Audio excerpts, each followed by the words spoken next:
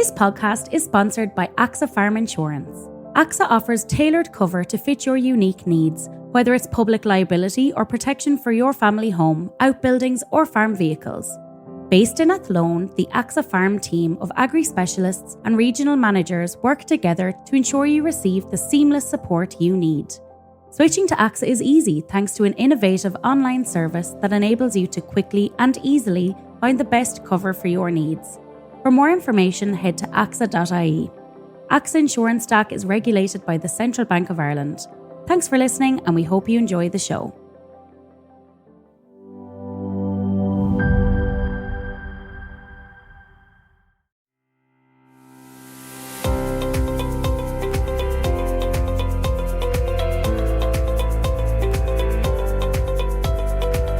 Hello and welcome to AgriFocus, the podcast from Agriland that takes a closer look at the issues that matter most to farmers in rural communities.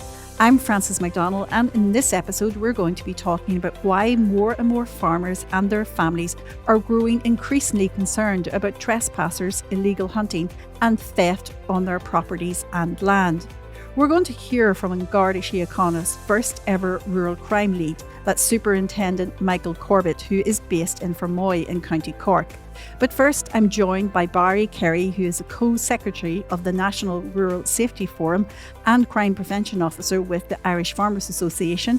And we're also going to be chatting to someone who has unfortunately had the terrifying experience of having to confront trespassers on her farm, and that is Limerick dairy farmer Louise Crowley, who is also the chair of Limerick IFA. So Barry, are there farmers and families living in rural areas that are in fear at this time? Unfortunately, Francis, there absolutely are, and I'm dealing with a number of cases at this moment in time. In fact, we've had to escalate it up at senior Garda level because of the threats and intimidation against people. So much so that what used to be a couple of months of the year in relation to illegal hunting, to trespass, to groups on lands, unwanted groups on lands in relation to large groups of individuals with dogs hunting across lands and that. And then, moving from one farm to another, damaging ditches and on lands without permission. And then when they're asked to leave, the aggressiveness that has come with it, the threats of intimidation.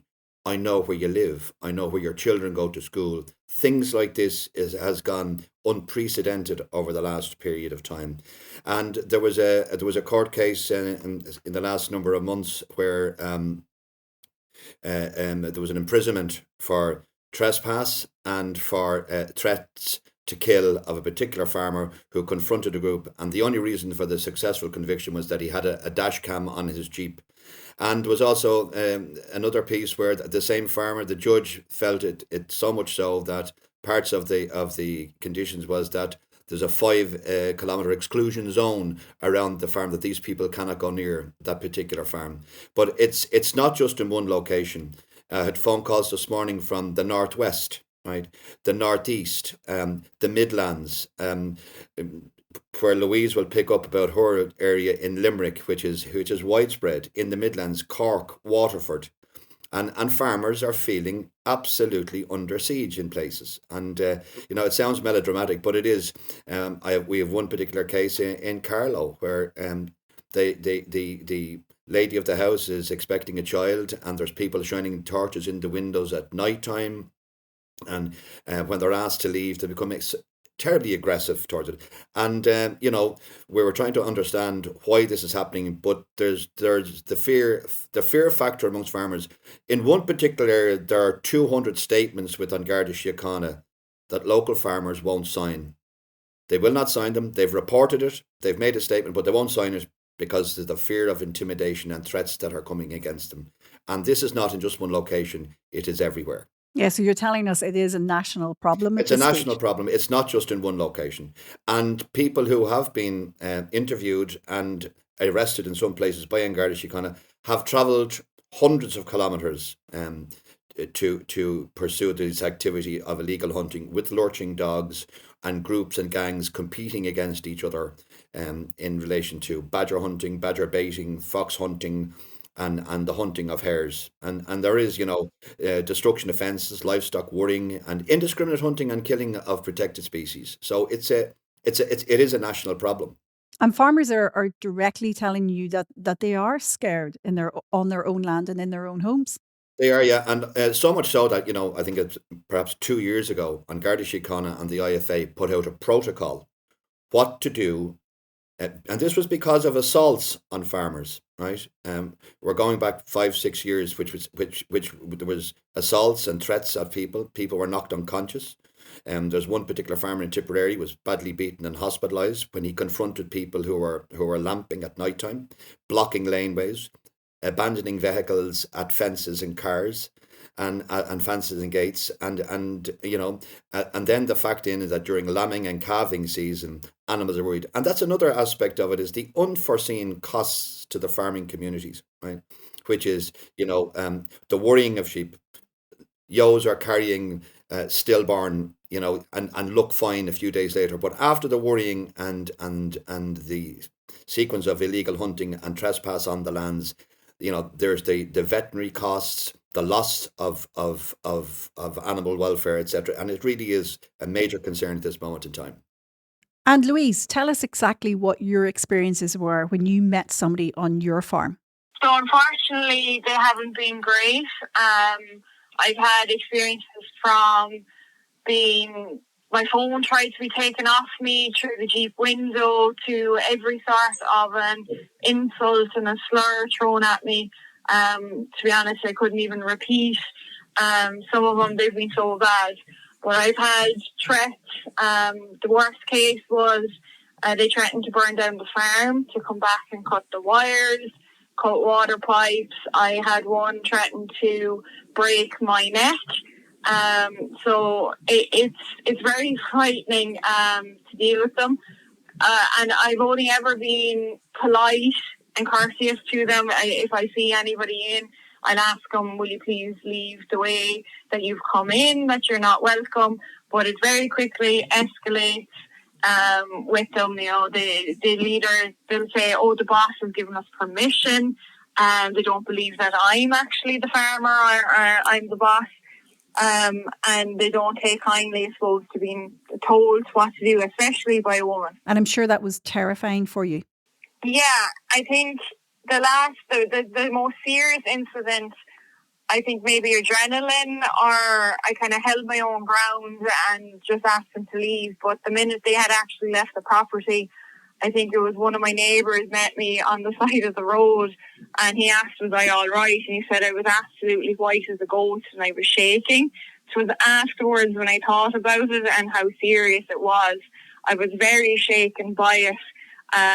It's just very uncomfortable, and unfortunately I've become accustomed to having to deal with them on my own farm. But in the middle of Storm Amy recently, I live on my partner's farm 10 minutes away, and we had an incident where they were actually shining a light at 1 o'clock in the morning in through the window of our house from the field where my partner's cows were.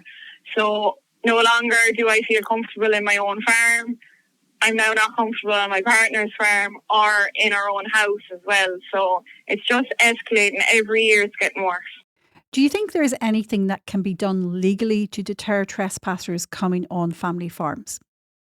Well, firstly, the burden of proof needs to change from the farmer having to prove that these people don't have permission and aren't wanted in, to the person, the trespasser coming in, having to prove they have permission. That would solve a bit. I can't fault the guards. They are very good to me. When I ring and when they come out, they're very quick and they do what they can. But unfortunately, it's when it comes to the judges and the sentencing, these trespassers aren't afraid of any penalisation, or, they don't have a fear. There's nothing really to stop them coming out again in another couple of weeks. They don't get an adequate punishment for it. So they're the areas that really do need to be looked at. Just like farmers and myself, I report every incident to the guards to make sure these incidents are tracked. But it's disheartening then when you see the same group of people, they're the same Jeep pulled up outside your gate, a couple of weeks later again, because the Garda has done their bit, but it's the bit afterwards that isn't severe enough. And let's just bring Superintendent Corbett in here, who is chatting to us today from Fermoy in County Cork. Can you tell us exactly how your appointment is going to help rural communities?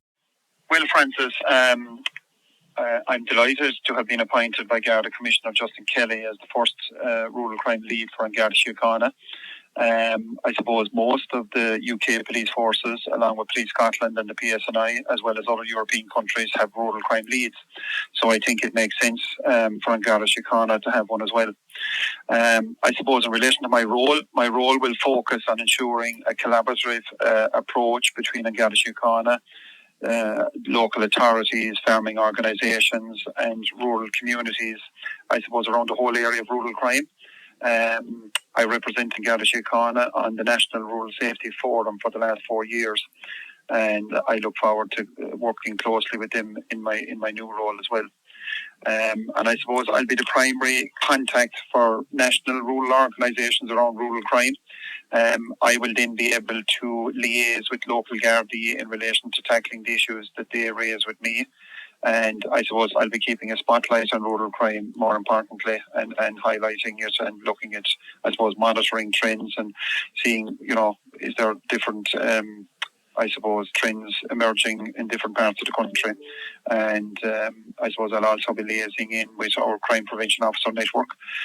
We have over 30, I think we just 30 crime prevention officers across the country. So, and I'd also be linking in then with our information analysis services in relation to data and stats and data as to how we can look at, trends and how we can tackle whatever crime issues are coming our way. Do you think there is a growing problem for people living in rural areas when it comes to illegal hunting, trespassing and theft?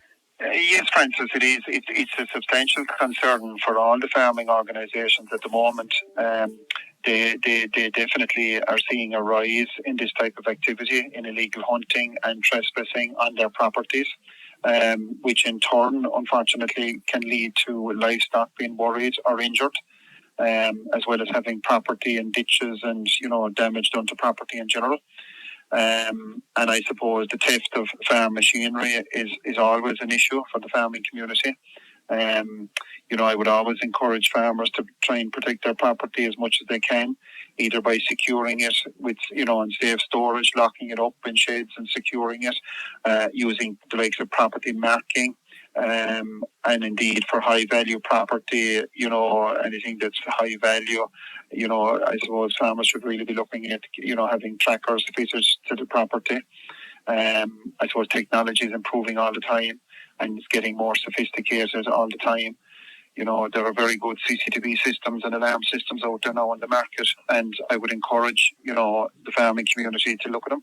They've come down a lot in price, and they certainly are a very good tool to protecting your property. Like at the end of the day, limiting that opportunity to engage in theft and to protect your property as best you can. So I suppose, and the crime prevention officers are always available to any rural community and the farming community around advising them in relation to property and security and all of that, It's a lot easier to try and take preventative measures, believe you me, than trying to investigate the tips of it afterwards, And one thing that we will hear quite often from farmers and people living in rural areas is that they would like to see more Gardaí. Do you believe we need to see more Gardaí in rural areas? Well, I think we I suppose, An Garda Siochana, and for the last number of years, I suppose recruitment has been challenging for various different reasons, because we've been in full employment, and I suppose it has been challenging trying to recruit young people into An Garda Siochana and keep the numbers up. But I suppose we're always looking for more Gardaí, and I suppose as regards, we have community policing, Gardaí in every community engagement area, again, throughout the country. And it's about, I suppose, in rural areas, a lot of rural areas, where there's only small stations, maybe there's one person, one member station there. A lot of those are still very much viable and open in rural Ireland. I suppose we're one of the few police forces that have such a geographical spread of Gardaí, of police officers across large geographical rural areas. Other European jurisdictions don't have that. Like we're always looking for more Gardaí. The more resources and the more Gardaí we have, the better. And what is being done to help people living in rural communities and on farms feel safer? Yeah, I suppose, look, any incidents reported to An Garda Siochana, will be fully investigated. We would always, encourage people to report crimes, no matter how small or insignificant they think they are, to report them. Once they're reported, we can investigate them, and that's vitally important, whether you're in rural Ireland or urban Ireland. It's vitally important that, we give people the confidence to report crimes to An Garda Siochana. I suppose the other thing that I would say about, living in rural Ireland and making people feel safer, like our district courts are full every week up and down the length and breadth of the country with prosecutions. And, since COVID, there seems to have been a drop-off in the reporting of cases from the district courts. And I suppose that is something that I would like to see resumed, because it was a great service and it informed the public of, I suppose, who was being prosecuted and for what. And, I suppose it gave people reassurance that, An Garda Siochana is out there. We're stopping people, we're acting on complaints, we're prosecuting people. If you go into any district court, I see down here in Cork now, the district courts are extremely busy. Every single day of the week we have courts down here all spread across the county, and they are very busy places. And I suppose, it's just that people read about it in the papers and they see people are being caught and being prosecuted for whatever it is, whether it's road traffic matters, whether it's theft, whether it's burglary. You know what I mean? That gives people a certain element of reassurance that An Garda Siochana are out there and are actively pursuing these criminals and bringing them before the courts. The other thing that I would say in relation to your question is, again, getting back to the crime prevention officers are in every division across the country. They are available all the time to advise any businesses or farmers or any community groups in relation to safety and, just about in general in relation to keeping their property safe and keeping people safe. And I suppose, any complaints that we receive in relation to the likes of illegal hunting or trespassing will be fully investigated. And then I suppose we have the day-to-day stuff. Then we have our normal daily checkpoints every day and speed checks, as well as our national strategies, I suppose, around the likes of Operation Tar, which was launched there 2 weeks ago in relation to targeting criminal gangs involved in burglaries. And that has been a very successful operation since it was introduced back in 2015. There's been 900 arrests in relation to Operation Tar across the country in the last 6 months alone. So that has been very successful. And then the next operation is Operation Targa, which is another national operation targeting retail theft and some of the gangs that engage in, I suppose, professional retail theft. They are very much targeted under that Operation Targa, where you have gangs coming out into country towns and that's targeting stores and shops and targeting, particular goods, high-value goods normally. And then I suppose the last operation is the national operation is Operation Tara, which is the targeting of the sale and supply of illegal drugs. So there's a lot going on. It doesn't always make the headlines or get into the papers or into the media, but I can assure you An Garda Siochana is a very busy place to work.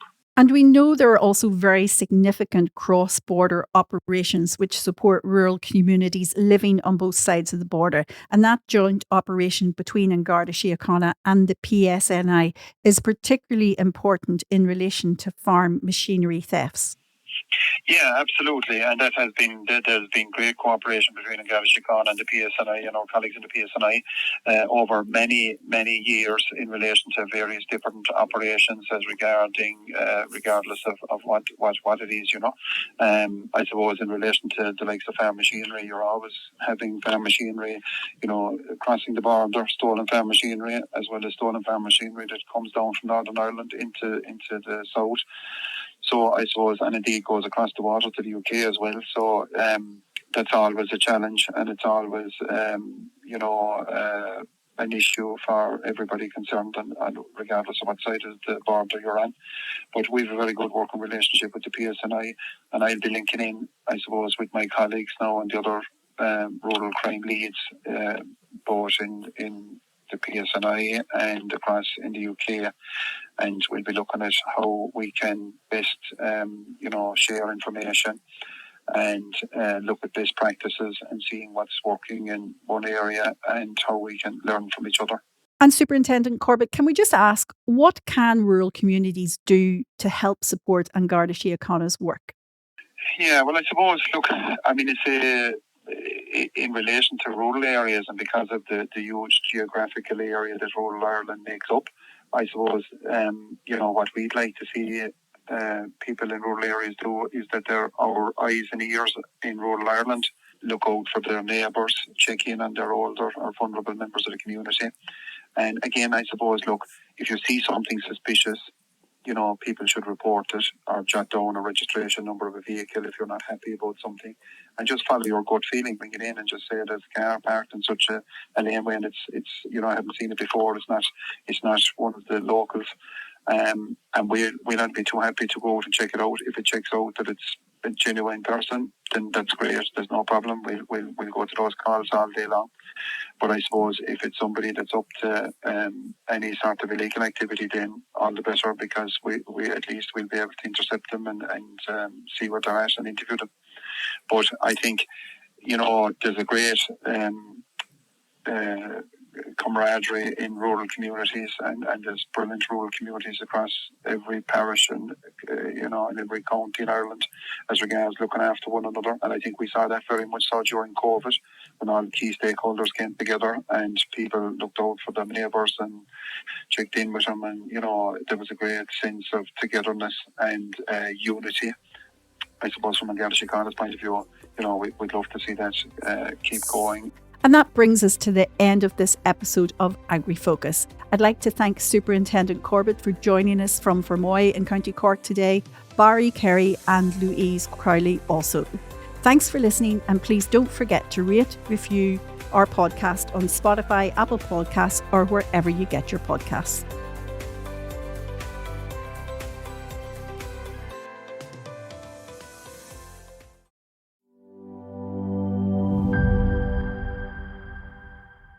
This podcast is sponsored by AXA Farm Insurance. AXA offers tailored cover to fit your unique needs, whether it's public liability or protection for your family home, outbuildings or farm vehicles. Based in Athlone, the AXA Farm team of agri-specialists and regional managers work together to ensure you receive the seamless support you need. Switching to AXA is easy thanks to an innovative online service that enables you to quickly and easily find the best cover for your needs. For more information, head to axa.ie. AXA Insurance Stack is regulated by the Central Bank of Ireland.